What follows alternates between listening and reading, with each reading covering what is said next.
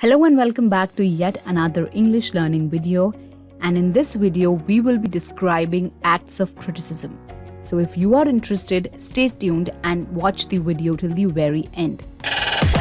So when we talk about criticism, it's important that we understand criticism has to be dealt in a way that it does not sound rude and at the same time it's helpful for the person. Now, to describe such an act of criticism, we have to make sure that we use some phrases and some words diligently and understand that how it is going to make an impact on the other person.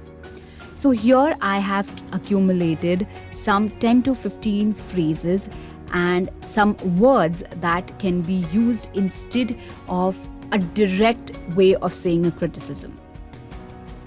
So let's start and understand these acts of criticism in detail. The first word is cloud judgment.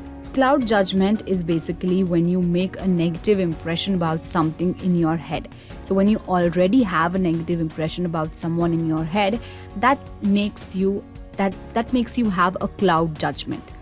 So example, like I was in a bad place mentally and my judgment was clouded. That was because I already had a negative impression about something in my head, and that is why mentally I was not in the right position.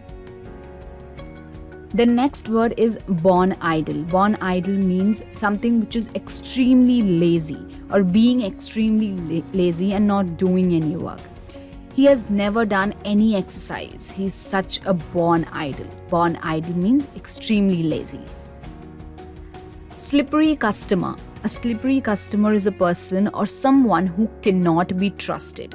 It's not only the customer which comes to a shop or anything of that sort, but in general, it's any person who cannot be trusted. So it's hard to trust a slippery customer. Hold in contempt is another word and is another phrase, and it means to not like something or someone and hold it back with yourself. Right? So when you are not in the position or when you don't want to talk about something that you don't like or someone that you don't like and you hold it back with yourself in contempt, that is when you say you are holding things in contempt. So you should never hold things in contempt because then it will stay back in your mind and you will keep thinking about it. So that is another act of criticism that people normally do. Minor niggle. Minor niggle means small complaints.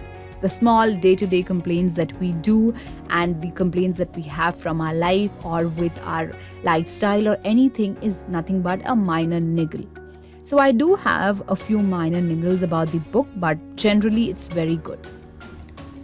Take the flak. Take the flak means to strongly criticized by someone about a wrong decision. So if you are taking a wrong decision or if you have took a wrong decision and someone is being criticizing you, that is when you take the flak.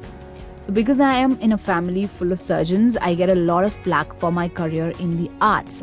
So to take the flak means to get criticized by someone, and similarly to give the flak means to strongly criticize someone. Okay, so here you are the person criticizing and so you say that you are giving the flak. So this is a minor difference between the two, but the meaning is almost same. Disruptive influence. What does disruptive means? It is another act of criticism, and disruptive means something which is bad and unappropriate. Someone who encourages others to behave in a negative way is someone with a disruptive or a bad or an unappropriate influence. His teacher described him as a noisy, disruptive influence in class, which means that he encourages other people in the class to misbehave and to behave in a negative way. So that is when he or she has a disruptive influence.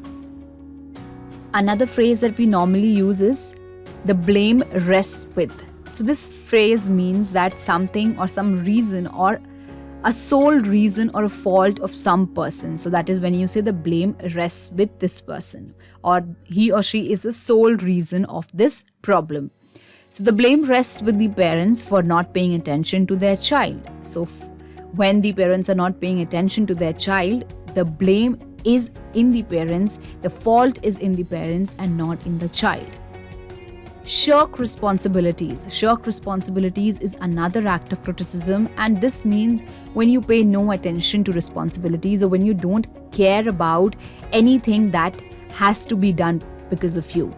Example, I never try to shirk responsibilities towards my work. So shirking responsibilities means not paying attention to them. Totally out of order is a very common phrase which means something which is again very inappropriate or which is not suiting the occasion, right? So this outfit for today is totally out of order. Totally out of order means it's totally inappropriate to wear a dress in a wedding. Downright disgrace means something which is very, very bad or very disgraceful. I think the way she was treated is a downright disgrace. Downright disgrace, which is very bad. And now that is how you can describe criticism in your next conversation. I hope this video was helpful and you got to learn something new and interesting out of it. Thank you so much for watching this video. If you like what we do, do consider to like, share and subscribe.